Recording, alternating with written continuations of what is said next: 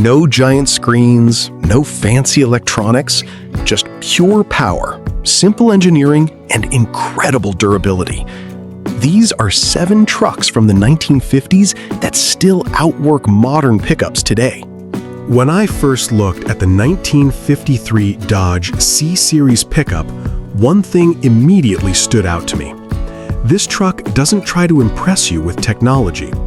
It doesn't have giant touchscreens covering the dashboard. There are no driving modes to choose from, no parking sensors, no cameras, no complicated electronics hidden beneath the body. Instead, everything about this truck is refreshingly simple. Turn the key, press the clutch, start the engine, and get to work. That's exactly what Dodge had in mind when it built the C-Series. In the early 1950s, pickup trucks weren't lifestyle vehicles. People didn't buy them to make a statement or to show off in a parking lot. They bought them because their families depended on them. Farmers needed them to haul feed and equipment. Builders loaded them with lumber and tools. Small business owners relied on them every single day. A truck wasn't expected to be luxurious. It was expected to survive. And that's where Dodge's C-Series earned its reputation. The truck was built around one simple philosophy: strength first. Its heavy-gauge steel body could take years of abuse without complaining. The frame was strong enough to handle rough roads, overloaded cargo, and long days in the field. The suspension wasn't designed to deliver a soft, luxurious ride. It was designed to keep working when the road disappeared and the pavement turned into dirt, mud, or gravel. Under the hood sat Dodge's dependable inline-6 engine, one of the toughest power plants the company ever produced. It wasn't the fastest engine on the road. It didn't produce massive horsepower, but that's exactly why people loved it. The inline-6 was smooth, durable, and remarkably simple to maintain. Owners often joked that if you gave it clean oil and a little attention once in a while, it would outlive its driver. And in many cases, that joke wasn't far from the truth. Mechanics appreciated how straightforward everything was. There were no computers to diagnose, no electronic modules to replace. If something broke, you could usually fix it with basic hand tools in your own garage or even out in the middle of a field. That kind of simplicity is almost impossible to find today. The cab reflected the same philosophy. Step inside and you won't find luxury features or fancy materials. You'll find a large steering wheel, clear gauges, sturdy controls, and a bench seat built for long days of work. Everything was placed exactly where it needed to be. Nothing more, nothing less. The truck didn't try to entertain you. It simply gave you everything necessary to get the job done. And somehow, that's part of its charm. What really amazes me is how many of these trucks are still working today. Not sitting inside museums, not hidden away in private collections, actually working.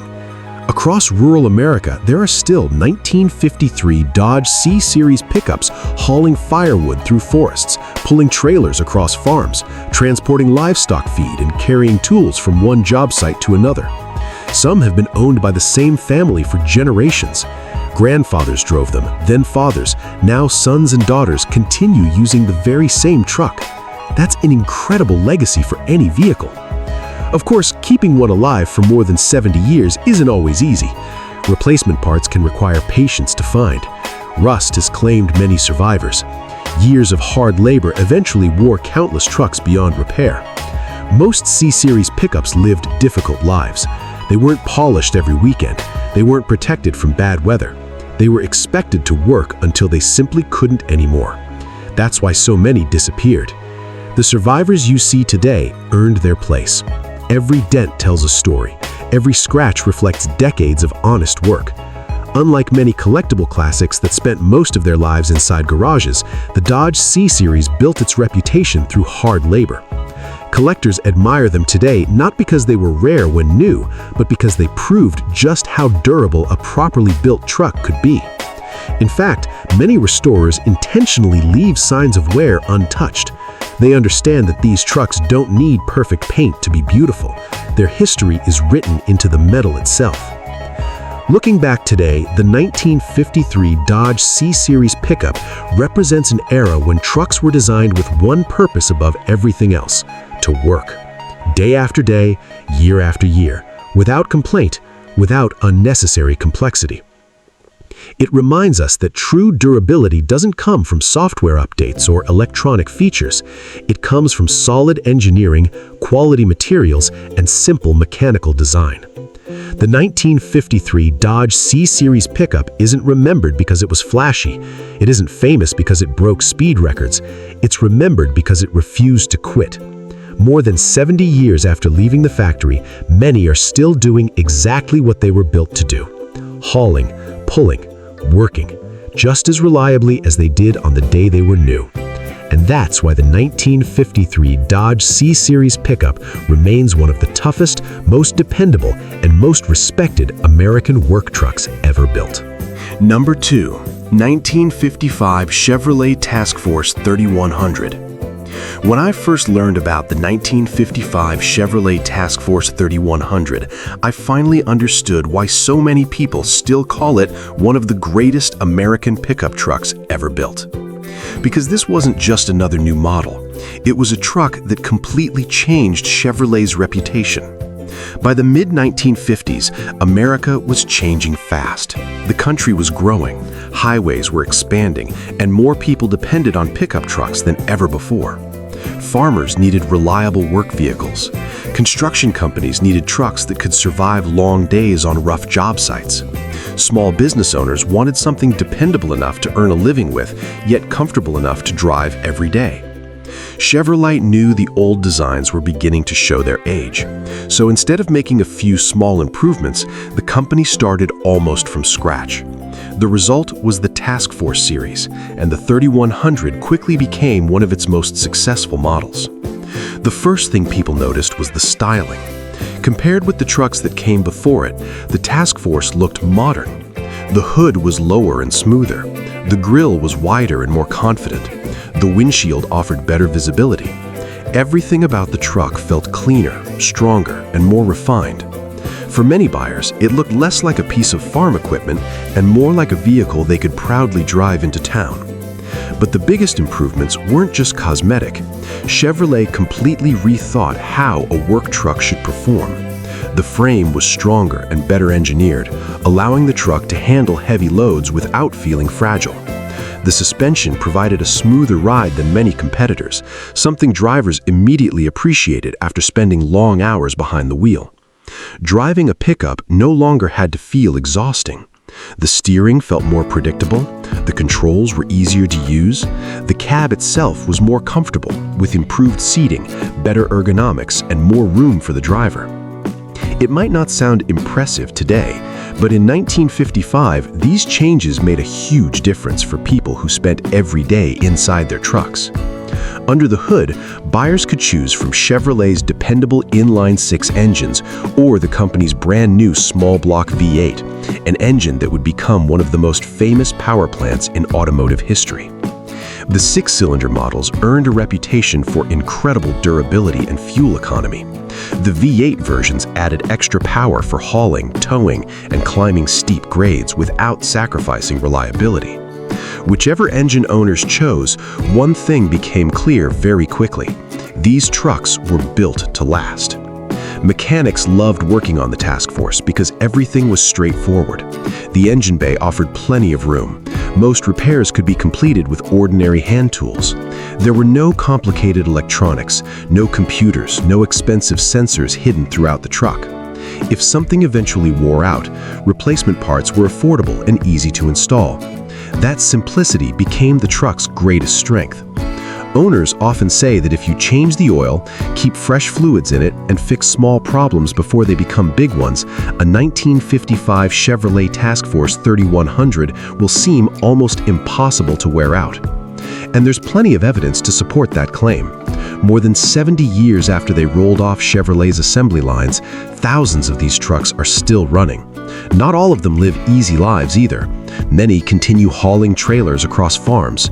Others carry firewood every winter.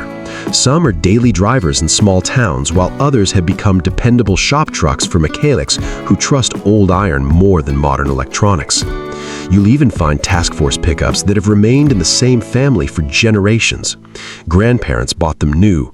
Parents learned to drive in them. Now grandchildren restore them and continue putting them to work. That kind of legacy doesn't happen by accident.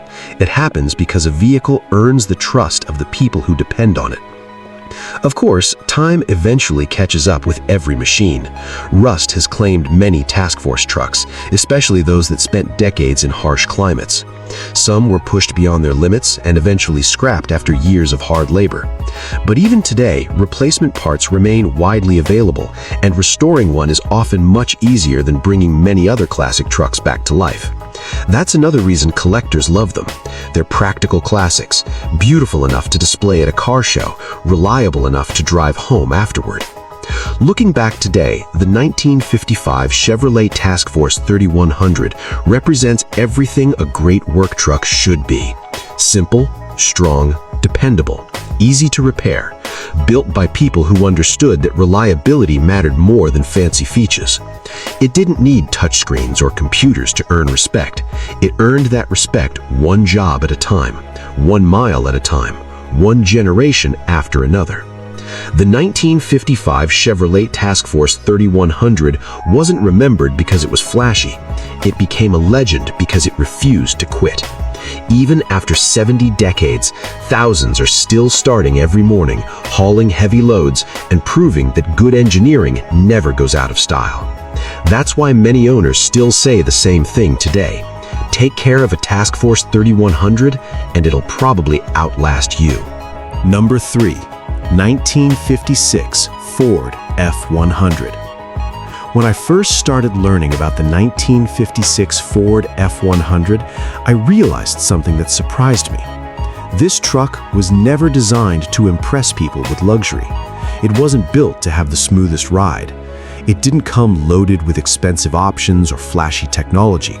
Instead, Ford focused on one goal above everything else: build a truck that could survive almost anything. And judging by how many are still working nearly 70 years later, they succeeded. The 1956 Ford F100 arrived during a time when America depended on pickup trucks more than ever before. Across the country, farms were expanding, construction projects were booming, and small businesses relied on tough vehicles every single day. A pickup wasn't something you drove only on weekends. It was part of your livelihood. If your truck didn't start in the morning, work stopped. That meant lost time, lost money, and sometimes an entire day's work ruined. Ford understood exactly what its customers needed. They didn't ask for luxury, they asked for reliability. So the engineers built the F100 with durability as the highest priority. The frame was incredibly strong, designed to handle years of punishment without twisting or cracking. The suspension could take rough dirt roads, muddy fields, and overloaded cargo beds day after day. The body was made from heavy steel that could survive dents, scratches, and hard use without falling apart. Everything about the truck reflected a simple philosophy: make it strong enough that owners won't have to think about replacing it anytime soon. Under the hood, buyers could choose dependable inline sixes or powerful V8s. Neither was designed to win races. They were designed to keep running. Whether the truck spent its life pulling livestock trailers, carrying lumber to construction sites, or hauling supplies across ranches, the engines earned a reputation for being incredibly dependable. Many mechanics still praise these old Ford engines because of their simplicity. There were no complicated computers, no electronic control modules, no endless network of sensors waiting to fail. Most repairs could be done with ordinary hand tools, basic mechanical knowledge, and a little patience.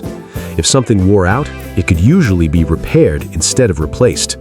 That made the F100 especially valuable in rural communities where professional repair shops might be many miles away. Owners often fixed their own trucks in barns, garages, or even out in the field. The cab reflected the same practical thinking. Step inside and you won't find luxury materials or fancy gadgets. You'll find a sturdy bench seat, easy-to-read gauges, solid metal controls, and a dashboard designed for function rather than decoration. Everything was simple. Everything was durable. Everything had a purpose. It wasn't built to entertain the driver. It was built to help them get through a long day of hard work. And that's exactly what it did. What amazes me most is how these trucks earned their reputation. Not through advertising, not through marketing, but through decades of real-world experience. Farmers trusted them, ranchers depended on them, construction workers loaded them with tools, bricks, concrete, and lumber far beyond what anyone would recommend. Hunters drove them deep into forests. Families used them to tow campers and boats. The F-100 became part of everyday American life. It wasn't treated gently. It wasn't protected from bad weather. It worked through blazing summers, freezing winters, heavy rain, and dusty back roads. Many trucks spent decades outside without ever seeing a garage, and somehow they just kept going. Even today, you'll still find 1956 Ford F-100s doing the jobs they were built for. Some still haul hay across farms every morning. Others pull old equipment, transport firewood, or tow trailers around ranches. Many have remained in the same family for generations. A grandfather bought the truck new. His son continued using it. Now the grandchildren restore it and keep putting it to work. That's the kind of loyalty very few vehicles ever earn. Of course, time eventually catches up with every machine. Rust claimed many F-100s, especially in areas where roads were heavily salted during winter. Some were simply worked until they couldn't be repaired anymore. Others were modified beyond recognition or scrapped when newer trucks became available. But the survivors tell an incredible story. Every dent in the body represents another day's work. Every scratch reminds you that this wasn't a truck built for showrooms. It was built for real life. That's why collectors admire them today. Not because they were rare when they were new, not because they were the fastest pickups on the road, but because they proved just how durable honest engineering could be. The 1956 Ford F-100 didn't become a legend through flashy styling or expensive options. It earned its reputation the hard way, by starting every morning, by carrying impossible loads, by refusing to quit when other trucks gave up. Looking back today, it's easy to understand why so many people still trust these old Fords.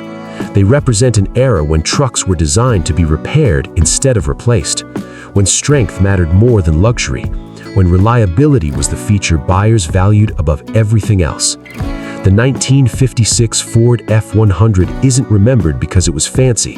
It's remembered because it became one of the toughest work trucks America ever built. Nearly 70 years later, many are still earning their keep on farms, ranches, and construction sites. Still hauling, still pulling, still proving that some machines really were built to last a lifetime. Number 4. 1957 International Harvester A120.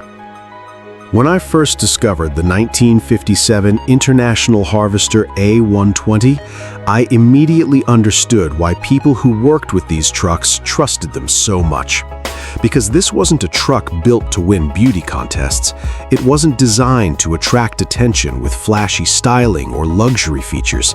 It was built for one reason: to work.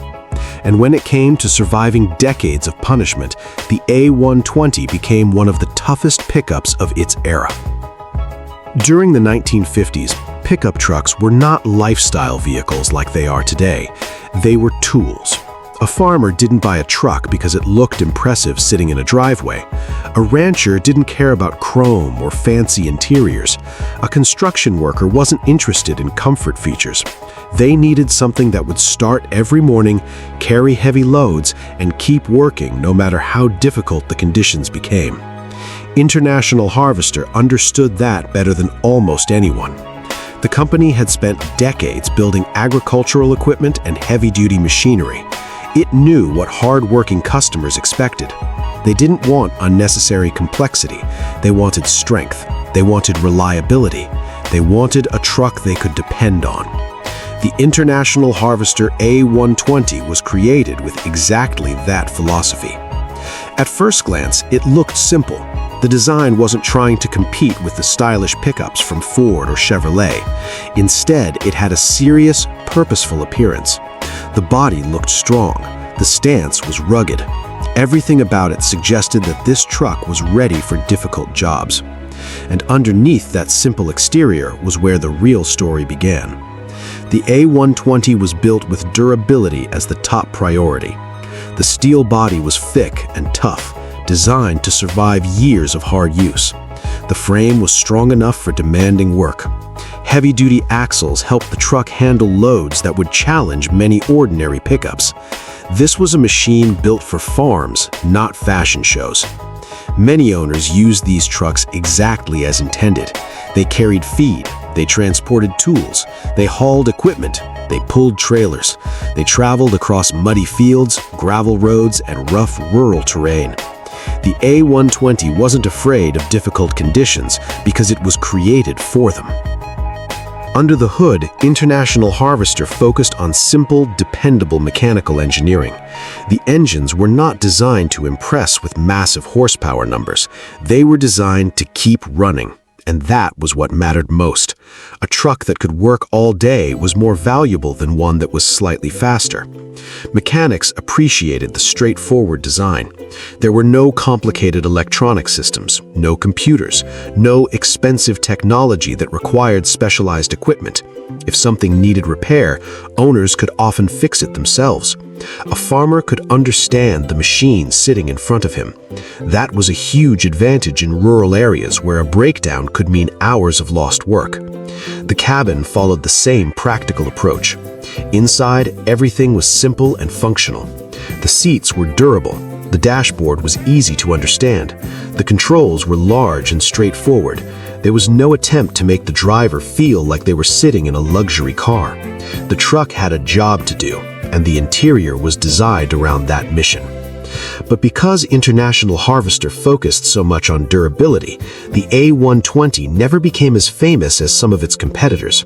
Ford, Chevrolet, and Dodge had much larger marketing campaigns and much bigger production numbers. International Harvester was better known among farmers and industrial customers than among the general public.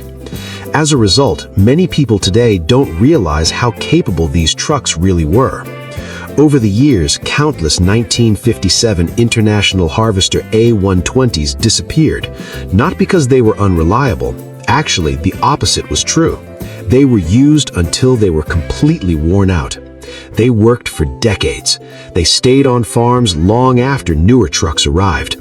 Many were repaired again and again because owners trusted them. But eventually, some became too old or too rusty to continue. Others were simply replaced by newer vehicles with more comfort and power. Few owners at the time realized they were driving future classics. They were just using a dependable truck. That's why surviving examples are so special today.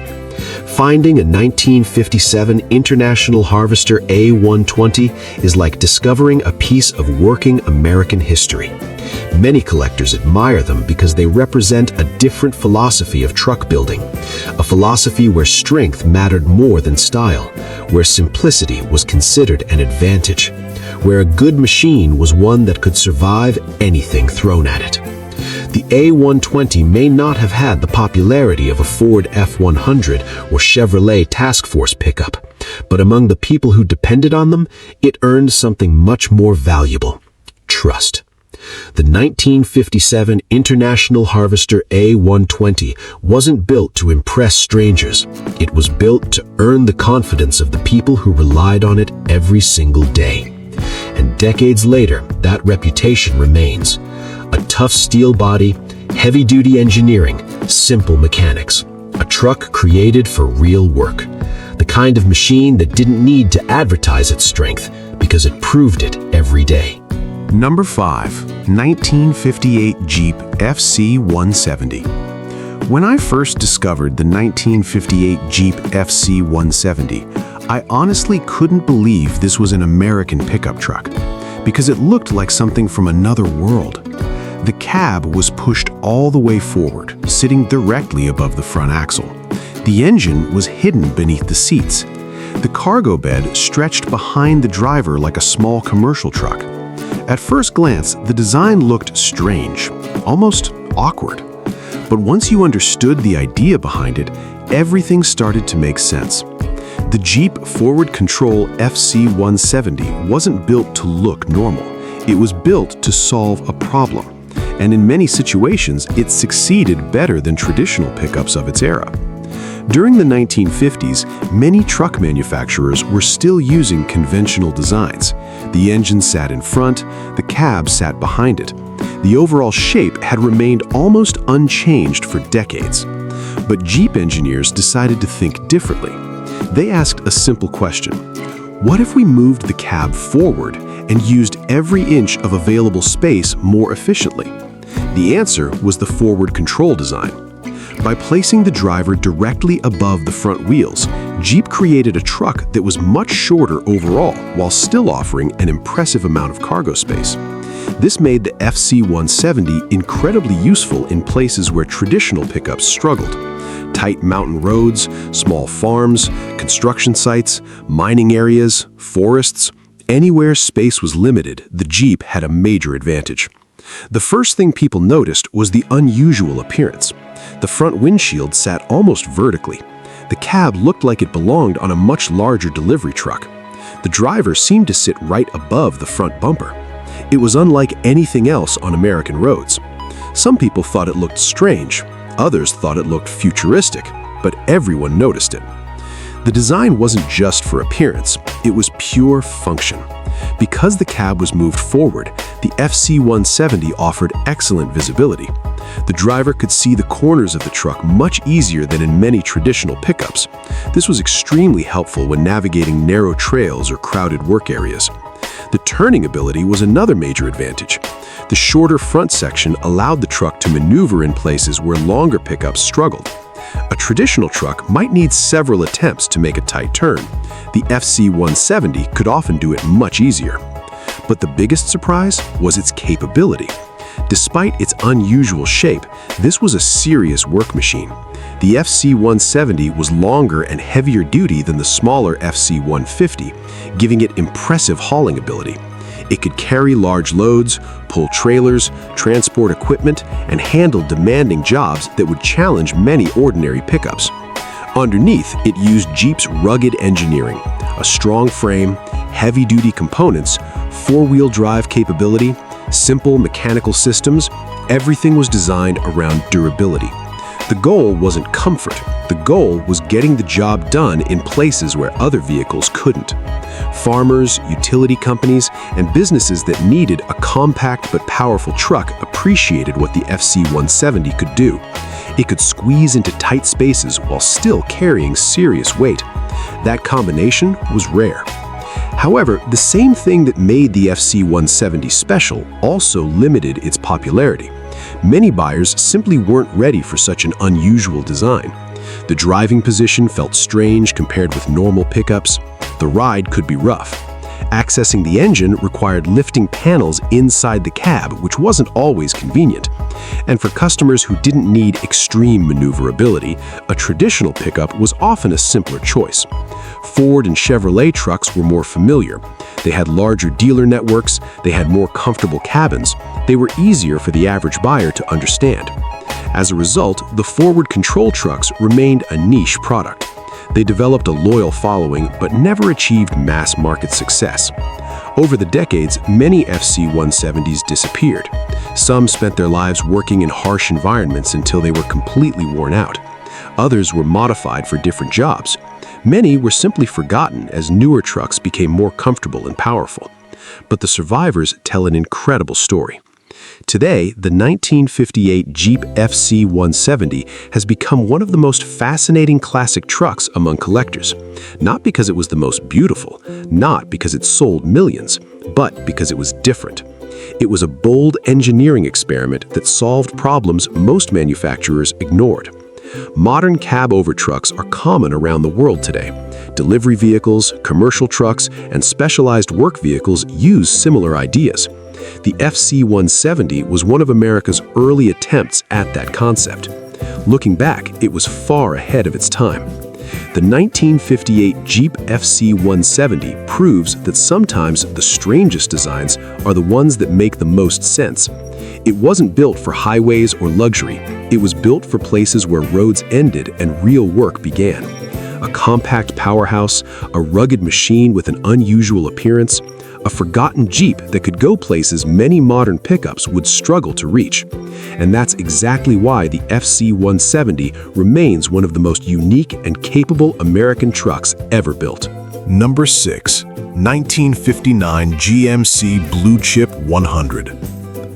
When I first discovered the 1959 GMC Blue Chip 100, I realized this was the kind of truck that perfectly represented an older generation of American engineering. Because this wasn't a pickup built to impress people in a showroom. It wasn't created for luxury.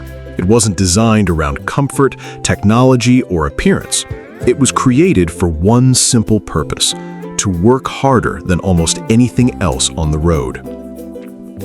The GMC Blue Chip 100 came from an era when truck buyers didn't ask for entertainment systems or advanced features. They asked one question: can I trust this truck to do the job every single day? And GMC built this truck with exactly that mindset. During the late 1950s, America was expanding rapidly. Construction was booming. Farms were becoming larger.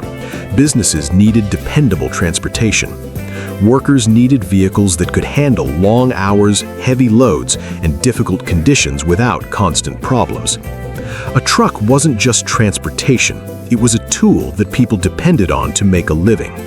GMC understood that better than most manufacturers.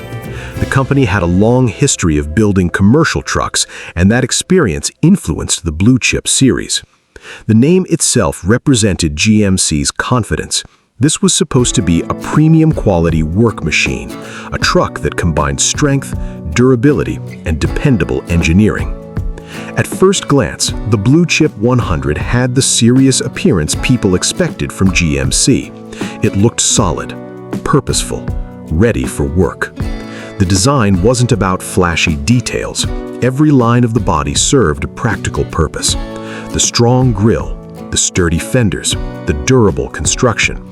Everything suggested that this truck was built to survive, and that was exactly the point. Underneath the body, the Blue Chip 100 was where the real strength was found. GMC focused on creating a tough foundation that could handle years of punishment. The frame was designed for durability. The suspension was built to carry heavy loads without giving up. The axles were strong enough for demanding work. This was a truck designed for people who didn't have time for weak equipment. Farmers loaded it with supplies. Contractors filled the bed with tools and materials. Businesses used it for deliveries. Owners pushed these trucks through conditions that would quickly wear out less capable vehicles, and many of them kept going. The engines were another reason owners trusted GMC. They weren't built to chase speed records. They were built to provide dependable power for years. Simple mechanical designs meant repairs were easier. A local mechanic didn't need expensive diagnostic equipment. An owner with basic knowledge could often keep the truck running with ordinary tools. That simplicity was one of the biggest advantages of trucks from this era. Today, many people are surprised by how long these old GMCs can survive. But back then, durability wasn't a marketing phrase, it was expected. The cabin followed the same practical philosophy. Inside, there were no unnecessary distractions, no complicated controls, no electronic systems, just a straightforward workspace designed for someone who spent hours behind the wheel. The seats were built for durability. The gauges were easy to read. The controls were simple. The driver wasn't surrounded by technology. They were surrounded by a machine designed to get work done. But despite its quality, the Blue Chip 100 never became as famous as some competing pickups. Ford and Chevrolet dominated much of the consumer truck market. They had larger production numbers and stronger public recognition. GMC often attracted buyers who needed serious capability, rather than the average customer looking for a basic pickup. Because of that, fewer people remember models like the Blue Chip 100 today. Over the decades, many of these trucks disappeared, not because they were unreliable. Actually, the opposite was true. They worked until they couldn't work anymore. Many spent their entire lives on farms, construction sites, and rural roads. They carried heavy loads. They were repaired again and again. They stayed useful long after newer trucks appeared. But eventually, age caught up. Rust, wear, changing needs. Many were finally retired after decades of service. Few owners realized they were preserving future classics. They were simply using a dependable truck. That's why surviving examples are so special today. Finding a 1959 GMC Blue Chip 100 is like discovering a time capsule from an era when trucks were built with one mission in mind: work. Collectors appreciate these trucks because they represent honesty. There are no unnecessary features, no complicated systems, no attempt to hide what the truck was created for. It was built to haul, built to pull, built to survive. The 1959 GMC Blue Chip 100 may not have the fame of some iconic Ford or Chevrolet pickups, but among people who depended on them, it earned something much more important: respect. It proved itself through decades of real-world use, through long days, heavy loads, and difficult conditions. Looking back today, this truck represents a time when durability was the most important feature a vehicle could have. A time when a good truck wasn't measured by how many options it had. It was measured by how many years it could keep working. And that's exactly why the 1959 GMC Blue Chip 100 remains one of the toughest, most dependable, and most respected American work trucks ever built. Number 7. 1959 Studebaker TransStar Pickup. When I first discovered the 1959 Studebaker TransStar Pickup, I couldn't believe how overlooked this truck has become. Because behind its simple appearance was one of the toughest and most honest pickups of its era. It wasn't built by the biggest company in America. It didn't have the marketing power of Ford or Chevrolet. It didn't dominate the roads with huge sales numbers. In fact, Studebaker was already fighting a difficult battle just to survive. But despite all of those challenges, the company continued building trucks that were strong, dependable, and surprisingly capable. The TransStar was proof that a smaller manufacturer could still create something special. During the late 1950s, the American truck market was becoming extremely competitive. Large companies were investing heavily in new designs, better engines, and improved comfort. Ford, Chevrolet, and Dodge had massive dealer networks and millions of loyal customers. For a smaller company like Studebaker, competing was incredibly difficult. But Studebaker had something important: experience. The company had been building vehicles for decades. It understood that many truck buyers didn't need unnecessary features. They needed a machine they could trust, a truck that would start every morning, a truck that could handle difficult work, a truck that wouldn't complain when pushed beyond normal limits. That philosophy created the TransStar. At first glance, the 1959 Studebaker TransStar pickup looked simple and straightforward. It wasn't trying to be flashy. It wasn't chasing trends. Instead, it had a rugged, purposeful design that reflected its mission. The body was strong. The proportions were practical. The overall appearance suggested a vehicle built for real work, not for attention. And that's exactly what many owners appreciated. Underneath the body, the TransStar was engineered with durability in mind. The frame was designed to handle demanding conditions. The suspension was built for carrying heavy loads. The truck was made to survive rough roads, farm work, and daily abuse. It wasn't a delicate machine, it was a tool. Many owners depended on these trucks for jobs where reliability mattered more than anything else. Farmers used them for hauling supplies and equipment. Small businesses relied on them for transportation. Workers loaded them with tools and materials every day. The TransStar earned respect because it simply kept going. The engines reflected the same philosophy. Studebaker focused on straightforward mechanical designs that were easy to understand and maintain. There were no complicated computer systems, no advanced electronics, no expensive technology standing between the driver and the machine. If something needed repair, owners usually diagnosed the problem themselves. A basic toolbox and mechanical knowledge were often. Number 7. 1959 Studebaker TransStar Pickup. When I first discovered the 1959 Studebaker TransStar Pickup, I couldn't believe how overlooked this truck has become. Because behind its simple appearance was one of the toughest and most honest pickups of its era. It wasn't built by the biggest company in America. It didn't have the marketing power of Ford or Chevrolet. It didn't dominate the roads with huge sales numbers. In fact, Studebaker was already fighting a difficult battle just to survive. But despite all of those challenges, the company continued building trucks that were strong, dependable, and surprisingly capable. The TransStar was proof that a smaller manufacturer could still create something special. During the late 1950s, the American truck market was becoming extremely competitive. Large companies were investing heavily in new designs, better engines, and improved comfort. Ford, Chevrolet, and Dodge had massive dealer networks and millions of loyal customers.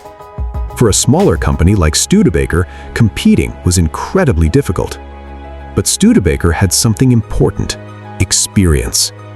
The company had been building vehicles for decades. It understood that many truck buyers didn't need unnecessary features. They needed a machine they could trust, a truck that would start every morning, a truck that could handle difficult work, a truck that wouldn't complain when pushed beyond normal limits. That philosophy created the TransStar. At first glance, the 1959 Studebaker TransStar pickup looked simple and straightforward.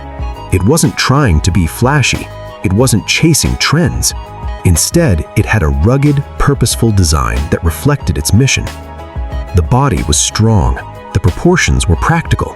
The overall appearance suggested a vehicle built for real work, not for attention. And that's exactly what many owners appreciated. Underneath the body, the TransStar was engineered with durability in mind. The frame was designed to handle demanding conditions. The suspension was built for carrying heavy loads. The truck was made to survive rough roads, farm work, and daily abuse. It wasn't a delicate machine, it was a tool.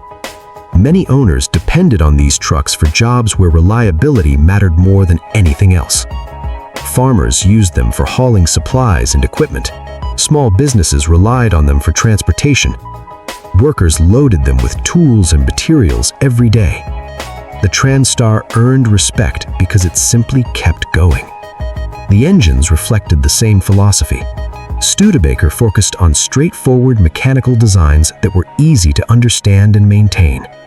There were no complicated computer systems, no advanced electronics, no expensive technology standing between the driver and the machine. If something needed repair, owners usually diagnosed the problem themselves. A basic toolbox and mechanical knowledge were often enough to keep the truck alive. That simplicity became one of the TransStar's greatest strengths. Inside the cab, everything was designed around function. The dashboard was simple. The controls were easy to operate. The seating was built for long hours behind the wheel. It wasn't luxurious, but it didn't need to be. The truck had a purpose, and every part of it supported that purpose. What makes the TransStar especially interesting is the timing. It was built during one of the most difficult periods in Studebaker's history. The company was struggling financially and facing enormous competition. Many manufacturers would have abandoned truck production completely, but Studebaker continued building pickups because it knew there were still customers who valued durability and simplicity. Unfortunately, being a good truck wasn't always enough. The market was changing. Buyers were increasingly choosing larger brands with more resources. Ford and Chevrolet offered more options, stronger advertising, and easier access to dealerships. Studebaker's smaller production numbers meant fewer people ever experienced what the TransStar could do. Over time, many of these pickups disappeared. Some were worked until they were completely worn out. Others were abandoned when parts became harder to find. Many owners never realized they were driving future collector vehicles. They weren't saving a classic, they were just using a reliable old truck. That is why surviving examples are so meaningful today. A restored 1959 Studebaker TransStar pickup is more than just a rare vehicle. It represents the determination of a company that refused to give up. It represents an era when simple engineering could create incredibly durable machines. And it represents the owners who trusted these trucks enough to keep them working for decades. Today, collectors search for TransStar pickups because they are becoming increasingly difficult to find. Many classic truck fans know the famous names. They know the Ford F-100. They know the Chevrolet Task Force. They know the Dodge Power Wagon. But the Studebaker TransStar remains a hidden gem, a truck that quietly proved itself without needing attention. The 1959 Studebaker TransStar pickup wasn't the most popular truck of its time. It wasn't the most luxurious. It wasn't the most powerful. But it had something that mattered even more: dependability. It survived because it was built correctly: simple, strong, reliable. And decades later, the few examples still on the road continue proving the same thing their original owners already knew. A well-built machine doesn't need complicated technology to last. Sometimes the simplest trucks are the ones that refuse to disappear.